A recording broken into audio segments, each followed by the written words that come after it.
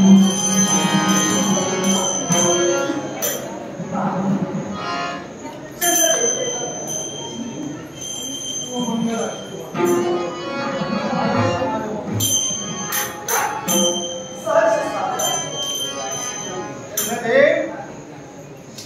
केलं आपलं. वैष्णव माझं कर्तव्य. पण मनात वावणारे विचार जोपर्यंत दूर होत नाही तोपर्यंत बसावं असं वाटतं. विचारांनी मन आपलं ग्रासलं गेलं आणि म्हणूनच आमचे ससुरराज या जावयाच्या मध्ये चंद्रदेवतेच्या भेटीसाठी आले. मी माझी शालीनता जोपासत बसण्यासाठी आपल्याला आग्रह केला, पण मनात जो विचारांचा गुंता आहे जोपर्यंत तो सुटला जात नाही तोपर्यंत आपण बसणार नाही. बोला, कोणशा मनोधैर्यानं या चंद्रदेवतेच्या भेटीसाठी आपण आला? चंद्रदेव, बोला. या विश्वाच्या ठिकाणी आपली ख्याती किती आहे. तुमच्या गुणाचा गुणगौरव प्रत्येक भक्ताच्या मुखावरती बाहेर पडतोय ऐकून मला समाधान वाटतंय. पण आजच्या दिवशी असा क्रमात का घडला? नेमकं आपल्याला काय मला सूचित करायचं आहे? सरळ आणि स्पष्ट शब्दात जिनाने मला कथन केलं ते का?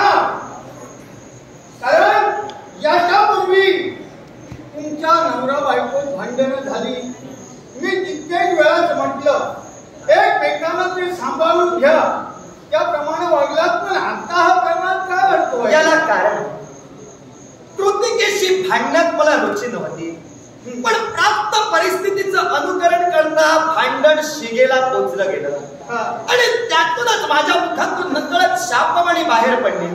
मी शापवाणी ठरविलेली नव्हती, पण नकळत तिच्या क्रियेवर घडली जाणारी माझ्याकडून ती प्रतिक्रिया होती. तेव्हा मी दिलगिरी जरूर व्यक्त करेन, पण क्षमा कुणाची मागणार नाही. कारण माझं मन तर मला सांगतंय मुळात मी चुकलो नाही आणि मी जिथं चुकलो नाही तिथं मी चुकणार नाही. संसार एकमेकाच्या विचाराला चालतो जरूर. आणि मी या ठिकाणी आलोय तो काय एका मुलीचा बाप याच नात्यानं आलोय. म्हणून तुम्ही क्षमा मागा हे शब्द मी उच्चारू शकत नाही. पण रागाच्या भरात तुम्ही जो शाप दिला त्याचा विपर्यास तुमच्या संसारात होणार. म्हणून तुम्हाला समजावणी जरूर या शापवाणीचा विपर्यास माझ्या संसारावर जरूर होणार. पण आता प्राप्त परिस्थिती विचारात घेता येणारे दिवस कसे सुखासमाधानाने कंठित करावे हे आमच्यावर आता अवलंबून आहे. तेव्हा मी तुम्हाला सूचित करू इच्छितोय, आर्दवाची विनंती तुमचा जावई तुम्हाला करतोय. मी जे कृत्य केलं ते प्राप्त परिस्थितीचं अनुकरण करता माझ्या मताला तर योग्य होतं. तेव्हा तुम्ही तुमच्या कन्यांना म्हणजे कृतिकेसहित उर्वरितच्या 25 जणी आहेत त्या माझ्या आणि रोहिणीच्या विरोधात आहेत. तेव्हा तुम्ही त्यांची समजूत घाला, त्यांना समजावून सांगा आणि एकोप्यानं हा संसार कसा यापुढे चालविता येईल यासाठी तुम्ही मार्गदर्शन करा. बाप या नात्याला मुलीची समजावणी मी करीन. पण आज त्यांचा आज सौभाग्याचा धनी या नात्यानं सांभाळणं काम तुमचं आहे. जरूर मी तुमच्या कन्यांना टाकलेला नाही, त्यांचा सांभाळ आहे त्या परिस्थितीत मी करणारच आहे. पण मी जो शाप दिला त्या शापाचं कारण तुम्ही जर मला विचारण्यासाठी आला तर त्यावरचं उत्तर एकच, तो प्राप्त परिस्थितीवरचा खऱ्या अर्थानं निर्णय होता. त्या प्राप्त परिस्थितीला आळा घाला तुम्ही, हाच माझा अखेरचा निर्णय ठरेल.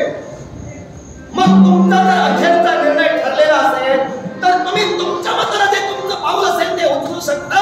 येणाऱ्या प्रत्येक प्रसंगाची सुगंध चंद्रदेव राहील म्हटलं. मग चंद्रराज यावेळी जर का तुम्ही समुद्राला जाऊन नाही केलं तर बापल्या नात्याला कल्पिता सुखासाठी मला प्रसन्न काय करा प्रसन्न आहे तर तुमच्याची मुलात मला करते.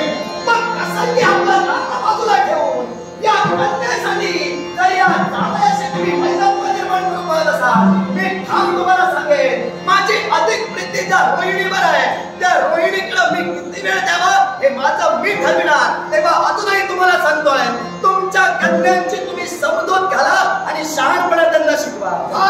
माझ्या कन्यांची समजावणी केली पण समाप्त आणि तो जर